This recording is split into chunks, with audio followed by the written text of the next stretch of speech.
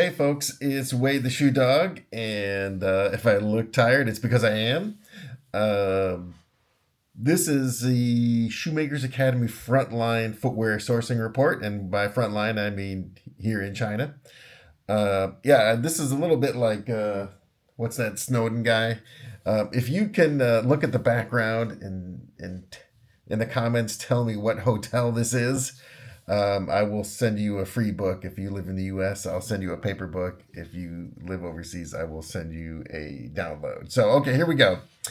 So, I've been tooling around China, north and south, for about the past 3 weeks, and it's actually May 1st right now, so you can just see where we're at timeline wise, with what kind of announcements and everything else. The latest report is that the the operators of Home Depot, Target, and Walmart have told Mr. Trump that if he doesn't do something, shelves will be empty, and I can report that that is in fact the case when it comes to footwear. So basically, what have we been doing here for the past 3 weeks? I've been working with clients. When I say domestic, meaning American based shoe brands, and also some foreign based footwear companies that are doing business in China. To say the situation has been exceptionally challenging is accurate. A lot of the folks I'm working with here are they're comparing this to the supply chain disruptions that happened during COVID, and taking that framing. Actually, there's some interesting things that we can do um, for brands big and small, but I kind of want to tell you where we're at right now. So basically, uh, footwear brands big and small, and I'm working with brands that are making MOQ type orders, and also with a brand that is doing 20 million pairs a year kind of business, right? So basically, big brands, the Nikes and the Adidases of the world that have global portfolios, they can divert product, and so they're doing that. Some of those brands have held orders, canceled orders, or diverted orders. If you're a big brand and you have that luxury, great. Nike does about whatever it is, 35% of their business in the United States and 65% worldwide. So yes, of course, 35% is still getting your leg hacked off, but it's not what's the word I'm looking for? Existential threat to your brand. However, I'm working with some small brands that don't have global footprint. They are serving the US market, and they are in real trouble. Some of these brands are hoping that things happen. Some brands have canceled. Some clients have basically said, hey, Wade, sorry. And so it's causing me to lose some business. Um, I've got a longtime client who is a very vocal Trump supporter, and that's his right, but his business is also getting vaporized right now. So what can you do, right? This particular client has a broken size run of shoes in the warehouse, and he cannot reorder to fill. So now his equipment is in storage. And a few months ago, he was talking about trying to sell his footwear business.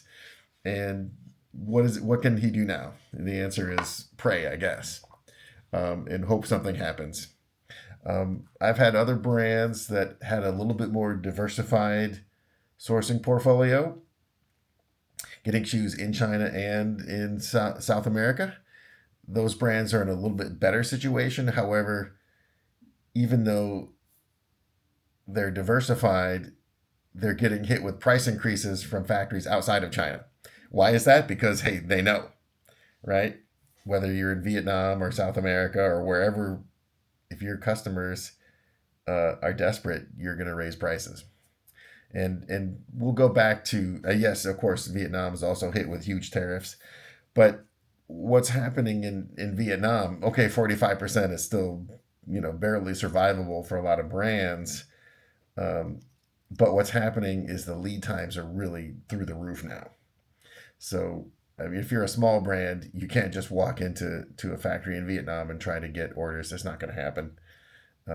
they're not looking for new customers, they're looking for orders. And now the lead time is out 9 months. So it's now May 1st, right? So that means if you try to place an order now, it's not going to arrive for Christmas, right? You are well and truly done and dusted. So there's going to be some real problems there.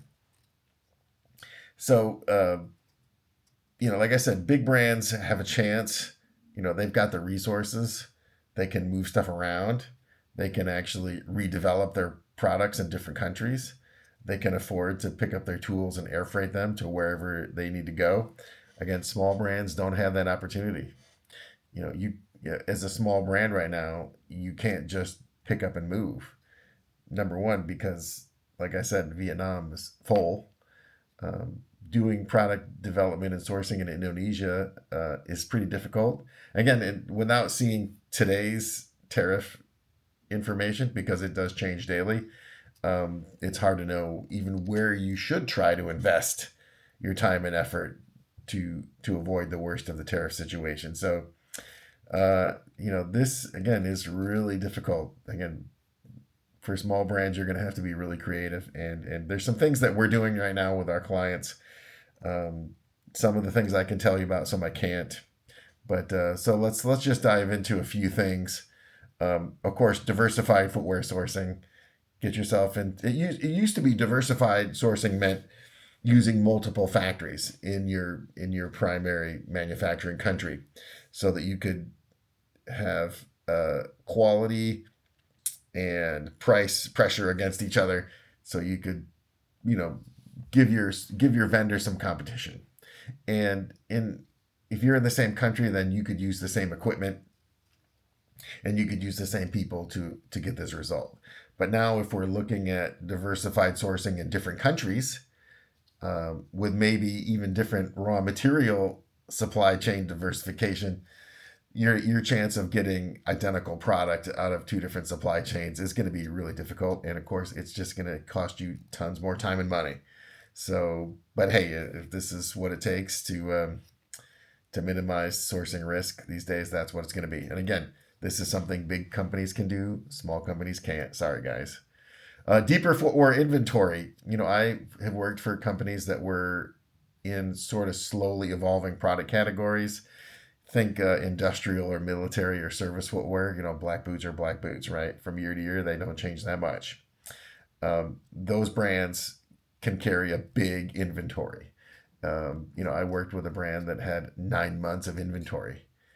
Their factory, wherever it was, could burn to the ground, and they still had plenty of time to resource and move product around. Now, modern athletic footwear, fast fashion or casual, nobody wants 9 months of inventory of anything.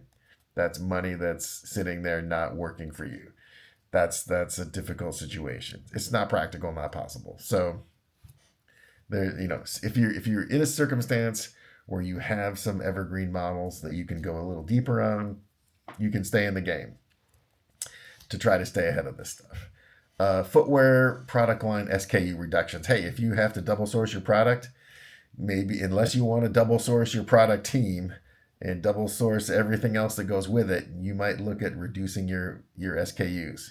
Nobody wants to do that, but hey, if this is a question of can you afford to do your development or not, maybe you got to look at fewer products. The next one is re-merchandising your footwear product line. I remember in the early 2000s when the European currency had a little bit of a slump, and my distributor at the time reminded me that just because the buying power of your customers is less doesn't necessarily mean the money they have in their hand is less. So what does that mean? I mean, that meant, what he was trying to say was the available money to purchase your product hasn't changed, but what your customers are going to be able to get for that money is a lot less. So with tariffs, raising prices, that means you're going to have to look at maybe cutting back on your premium products. We do want to put innovation into our mid and low tier product, but here's a chance where you're really going to have to look at that. Really, maybe you drop that high end model, or you decide you're going to take a margin hit, but may move some of those key features into mid and low price products so you can deliver at least some sizzle to those middle price categories that are going to be more popular coming, right? Hey, as a product manager, I hate to deliver less to our customer, but that seems to be where we're at right now. Um, Engaging your footwear sourcing partners. Now, this is what I've been doing for the past couple of weeks is basically um, talking to partners and friends about what they're doing because unless you ask, you're not gonna know. Um, of course, these footwear sourcing factories, they serve their customers. That is their job. And if their customer finds themselves in a real problem, they are working overtime to try to find a solution. So what kind of solutions are they finding? Hey, it's unique. There's a lot of different stuff. If you're doing the stitching in one country and gluing the bottoms on in another, fantastic. If you have a sourcing partner that has a friend that has a friend that has a friend, you should follow those links because footwear is production is going to move into countries that maybe you hadn't thought about before. I mean, footwear is made all around the world, and companies right now are using this opportunity, particularly countries in South America or the Middle East that are not on the list of high duty countries because they don't have a big trade imbalance. There's possibilities there. So I've talked to people in several different countries that are a little bit off the radar, but are now on the radar. And these are footwear operations that have been making shoes for European markets or other markets, not necessarily the United States, but they can and they have capabilities. So it's really worth your time to really beat the bushes, make some phone calls, and there are opportunities out there. So what's the conclusion on this? The conclusion on this is, hey, folks, it's tough all around, but there are strategies you can do to reduce the damage. Um, Reach out to your friends and partners. Look at your product mix. Look at what your inventory situation is. And I mean, I know we're all hoping that the situation gets better. Um, you know, but don't don't sit on your hands. You got to keep moving. You got to keep making decisions to take care of your brands. And again, this is talking to someone who works on the factory side and on the brand side. Just know that everyone really is working hard to keep the shoes flowing. Number one is to support your customer, but also whether your customer is a brand or your customer is an end user, just keep working at it. And again, this is really and this is perhaps the thing that really is disturbing to most folks is that there's no certainty in it. So I am working with folks that are making some investments, but are really careful because the rules could change and will change and are changing almost day by day. So how do you keep up with that? So listen, if you're a footwear brand or producer in the United States, keep track of the FDRA. They are our trade group. They are keeping track of the stuff. They are fighting for us. But just keep at it, folks. And hey, again, this is Wade from the Shoemakers Academy. We're neck deep in this stuff, helping people. If you're in a pickle and you need some help, or you just want to talk to somebody about your situation, please feel free to reach out to me. My calendar link is in the description below. And good luck, folks. We'll see you soon.